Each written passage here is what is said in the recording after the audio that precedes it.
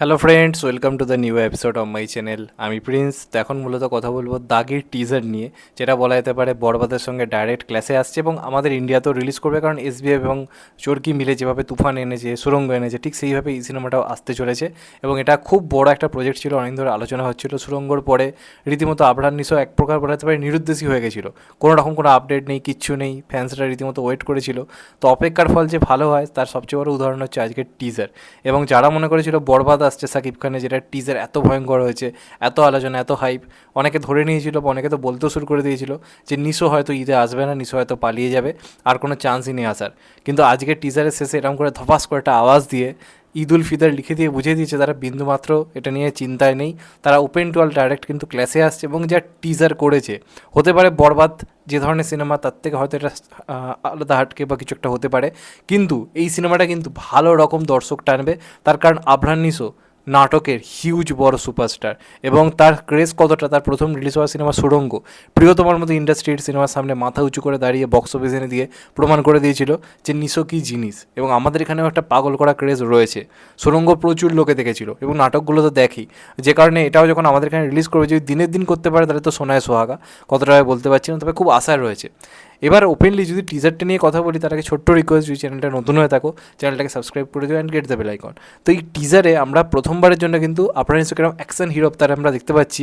কিন্তু টিজারটা পুরো যে অ্যাকশন ওরিয়েন্টেড টিজার বা অ্যাকশন ওরিয়েন্টেড মুভি, মাস মুভি তা কিন্তু নয়। সিনেমাটার মধ্যে মাস আর ক্লাস দুটো জিনিস কিন্তু মারাত্মকভাবে থাকতে চলেছে।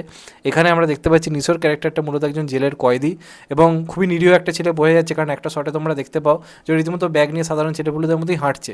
কোনো একটা বাজে কারণেও হয়তো ফেঁসে যায়, যে কারণে ওর জেল এবং জেলের মধ্যে অন্যান্য কয়েদিদের দ্বারা প্রচণ্ড পরিমাণে অত্যাচারিত হয়, অনেক কিছু ওকে সাফার করতে, অনেক কিছু স্ট্রাগল হয়, যেটা এর মধ্যে দেখানোও হয়েছে। এবং একটা ডায়লগ রয়েছে যে আমার বাবা বলতো সবসময় জীবনে একটা লক্ষ্য স্থির রাখতে হয়, বলে এরকম রক্তাক্ত হতে বলছে যে আমি আমার লক্ষ্য ঠিক করে নিয়েছি। মানে এমন একটা জীবনের পর্যায়ে এসে দাঁড়িয়েছে ওর জীবনে, একের পর এক লাত খেতে খেতে নানা রকম প্রবলেম হতে হতে, যে ওর জীবনের লক্ষ্যটাই বানিয়ে নিয়েছে পুরো অন্যরকম কিছু। এবং ও নিজেকে আস্তে আস্তে একজন ডন বা গ্যাংস্টার হিসেবে নিজেকে পাল্টে ফেলছে, যে কারণে বন্দুক চালানো থেকে শুরু করে সামনে কাউকে কুপিয়ে কুপিয়ে কী বলো শেষ করে ফেলা। এবং ওর পরিবার আস্তে আস্তে ওর পরিবর্তনটা দেখতে পাচ্ছে। এখানে তমা মির্জা সম্ভবত হয়তো ওয়াইফের চরিত্র অভিনয় করে, যে একটা সিন দেখতে পাই যেখানে কাঁদতে কাঁদতে বেরিয়ে যাচ্ছে, হয়তো বরের পরিবর্তন দেখে হয়তো চমকে যাচ্ছে যে কী লোকটা এরকম হয়ে যাচ্ছে। এবং এই যে দাগি যে নামটা, যে একজন হয়তো নিরীহ কোনো মানুষ জেলে গেছে, কিন্তু জেলে গেছে মানে তুমি একজন দাগি আসামি, তুমি দোষ করে থাকো বা না থাকো, সমাজ তোমার উপরে থাপ্পাটা দিয়ে দেবে। ও সেটার বিরুদ্ধে হয়তো লড়াই করছে, যে হ্যাঁ ভাই তোমরা যেটা ভাবছো আমি চলো সেটাই। তো সেটাকে যেভাবে টিজারের মধ্যে দেখানো হয়েছে, আবরার নিশো যে লেভেলের পারফরমেন্স দিয়েছে, সিনেমাটাকে যেভাবে শ্যুট করা হয়েছে, ভাই চমৎকার দেখতে লাগছে। এবং একটা কথা বলতে বাধ্য হচ্ছি, ঈদে বাংলাদেশ যে ধরনের কাজ আনছে, বরবাদ, জঙ্গলি বা এই দাগি, তারা ভাই আমাদের ইন্ডাস্ট্রি থেকে সিরিয়াসলি কিন্তু এগিয়ে গেছে। আমাদের ঈদে কোনো বাংলা সিনেমা নেই। ক্যান ইউ ইম্যাজিন সিকান্দার একা আসবে, লড়ে চলে যাবে? কেন এই যে কথাটা বলা হয়, বাংলা সিনেমা কেন মাথা উঁচু করে দাঁড়াতে পারছে হিন্দি সিনেমার সামনে? সালমান খানকে তো আমরা একা ছেড়ে দিলাম, অথচ ওদের ওখানে দেখো নিজেদের মধ্যে ঈদে তিনটে ভালো সিনেমার ক্লাস হতে চলেছে। ভাই সিরিয়াসলি শেখা উচিত, খিল্লি করে সবসময় মজা করলে হয় না, যেটা ভালো সেটাকে ভাই চুপচাপ মেনে নেওয়া উচিত। আমাদের সত্যি শেখা উচিত, যেভাবে তারা কমার্শিয়ালি সিনেমাগুলোকে আনছে এটাকে ভাই অ্যাপ্রিসিয়েট করতে হয়। এবং আমার দাগের কিন্তু টিজারটা মারাত্মক লেগেছে, সাকিব খানকে কিন্তু কড়া টক্করের সামনে ফেলবে, এ নিয়ে কোনো সন্দেহ নেই। যতটা হালকাভাবে নেওয়া হচ্ছিল ততটা হালকাভাবে কিছু নেওয়ার নেই, এটা ভয়ঙ্কর কাজ হতে চলেছে।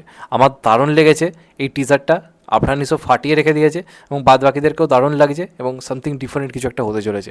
আমি খুব এক্সাইটেড, চাইবো যেহেতু এসবিএফ অ্যাসোসিয়েট, রিকোয়েস্ট করবো যেন একই দিনে রিলিজ করা হয়।